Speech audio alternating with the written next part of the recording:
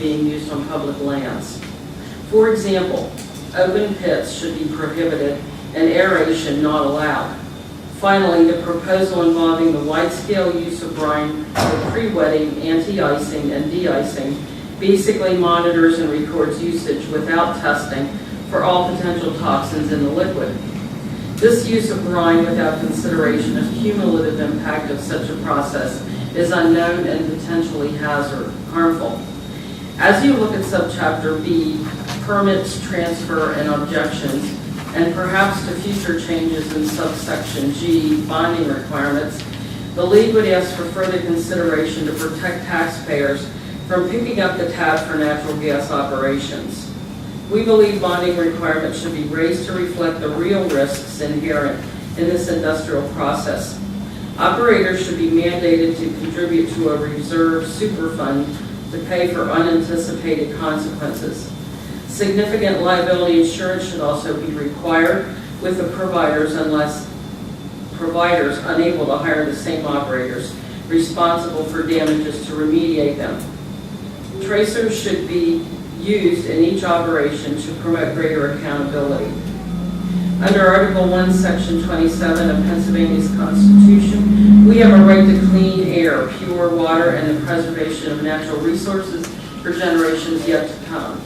Given this, we believe the regulations before you should not only be consistent with the stronger recommendations, but equal to or greater than any state where natural gas and oil operations are underway. Much in the way of natural resources has been given to Pennsylvania. We therefore have much to lose. As a member of the Technical Advisory Board, you are charged to review and comment on the matters before you. However, as individuals, we urge you to extend yourself to advocate not only for appropriate regulations, but also for the ongoing oversight and enforcement necessary to make these safeguards become reality. Any questions you may have, I would be happy to take those back to Ms. Winters and return answers to you. Thank you. Thank you, Ms. Hunter. Sure. Thanks for the opportunity. Scott, I think we're going to take the next 20 minutes and continue. What do you think? Yeah, I agree.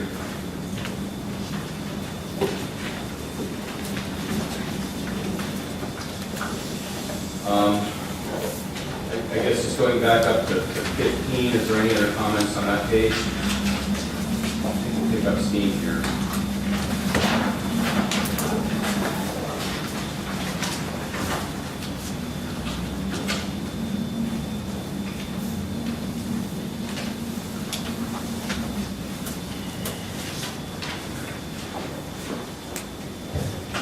Gary, I'm just going to have to turn it over to you because honestly, from here on out, there's really nothing of any significance that the department has proposed to monitor in my recollection.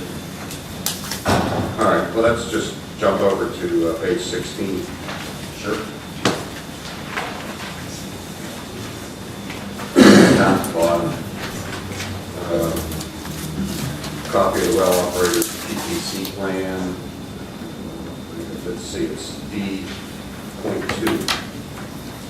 55D.2, I guess it's now, yeah. You're going to provide a copy to the PFBC? Upon request, yes, that was from the landowner. Just to, maybe it's implied there, but just some concern that PFBC has no role in this. It's just informational purposes only, right? That's correct. All right. Back up the top, that second slide, the 7855 A and B, the requirement for a PPC plan, substantially different. Would be, should be the same plan in A and B. There, hang on a second. I know one of it has to do with using the term oil and gas operations. So A is people other than drillers, and B is the operators. So it's on and off the there's additional individuals and additional locations that are contemplated in A. A really just operates as a cross-reference to where PPC plans are required for other activities and other regulations. For Yes, example, for thank you. disturbance activities, chapter 102 requires a PPC plan. So A is operating as a cross-reference to that existing requirement in chapter 102 and in chapter 91. And be specific Okay, to oil and gas operating. that's right. That's right.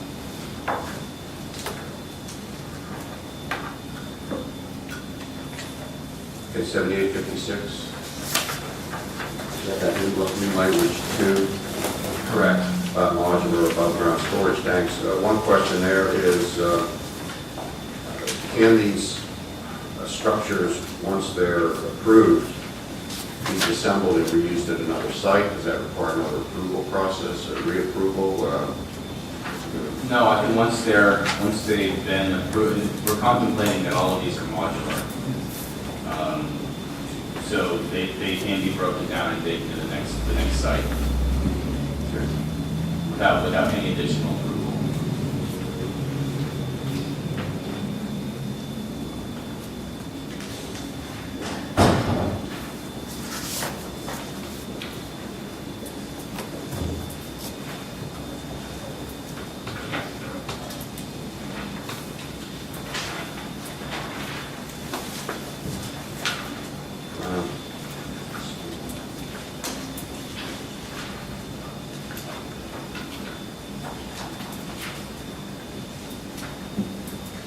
I don't have anything till 78. My page 23 is probably your page 24. Is there anything before that? Remember, yeah, 78, 77.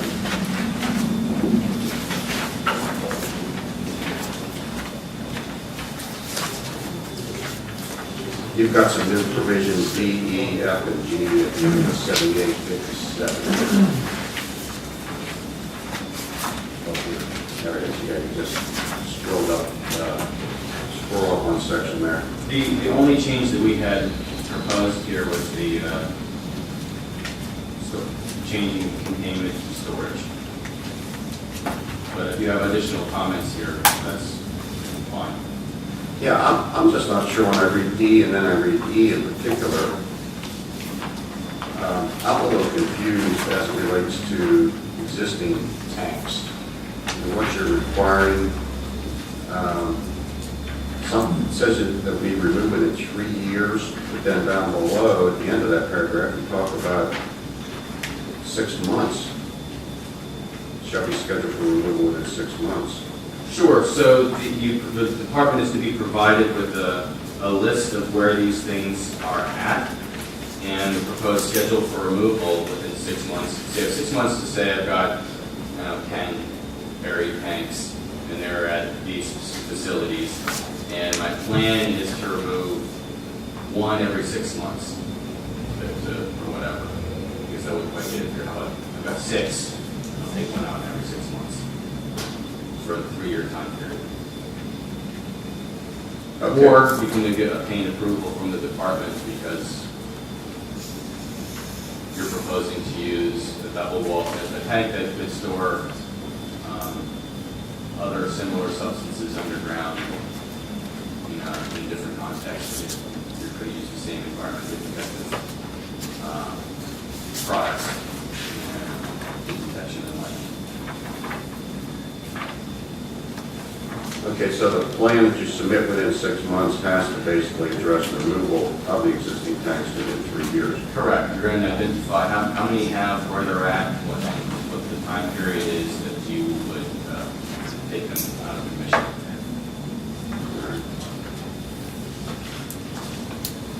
Back at the 7857A, or 7857, one section, only pertains to construction with not flow back. Correct. Yes. Flow back and road top tank. Yes, and that is in 56. Yeah. So 56 is all about temporary storage.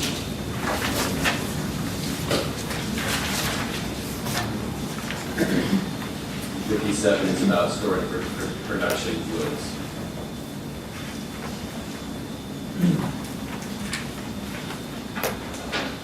So buried tanks and pits can no longer be used to store production fluids, with the caveat that underground tanks could be used to store it upon approval by the department.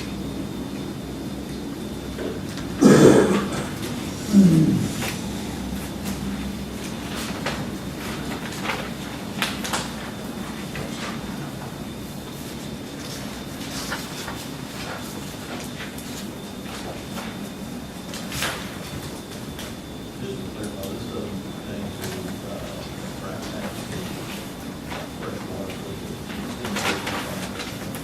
not needing for that. That's correct.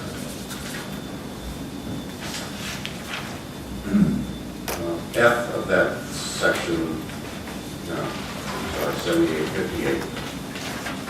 F. Talking about sludges and filter tanks, yeah. So that's-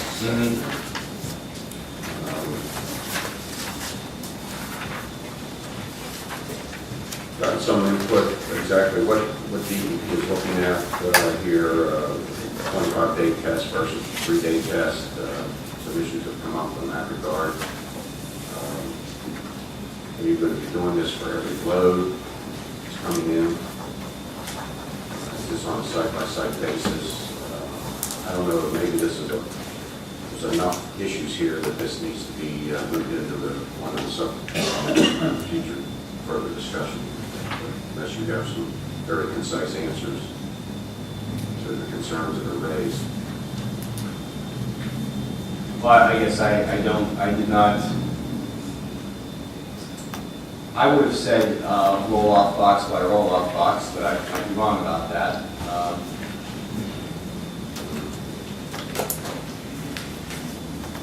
So I guess I agree with you, the exact frequency is not really specified here.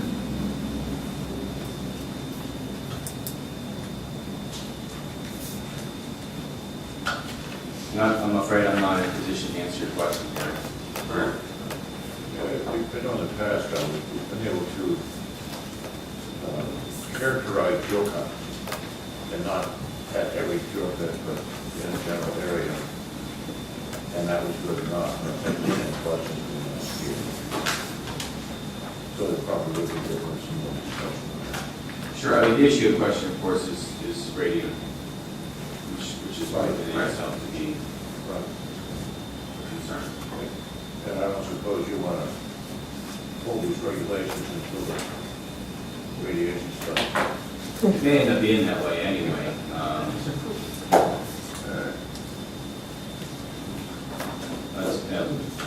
As Liz proposed, it says that this is not actually anything different than what our refusal waste regulations already require. But your point, though, is that, we can also have a broader characterization. And I'll say that was some things in the past. and I'd love to see that with flowback water on a geographic basis and over time, because it's somewhere we can start it, but I think that's something that would be worth examining unless you're in the business of testing that material.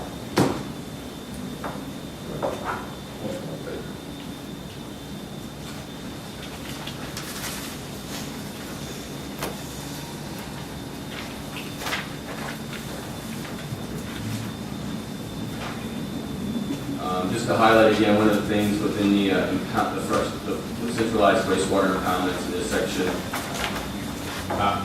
is it appropriate and how should we address storage of this waste in tanks and the control of odors and removal of hydrocarbon/VOCs prior to putting it in centralized impoundments, or maybe even other impoundments, doesn't matter. That's a conversation I'd like to have as well. So 7859B under freshwater impoundments.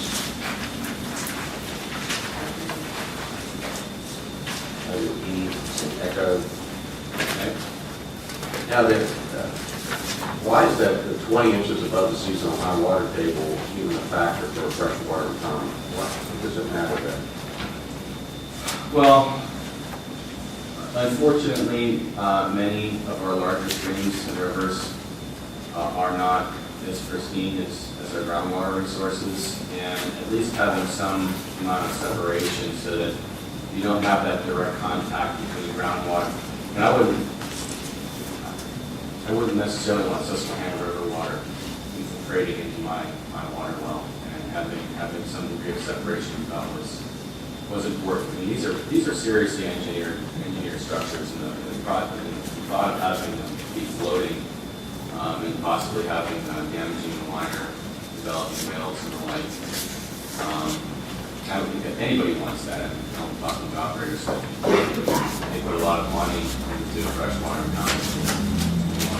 They want to be here for an extended period of time. So having that contact with groundwater causes a potential for pollution in our opinion, because the water that's being put in is not necessarily as good as the water that's in the watershed. I think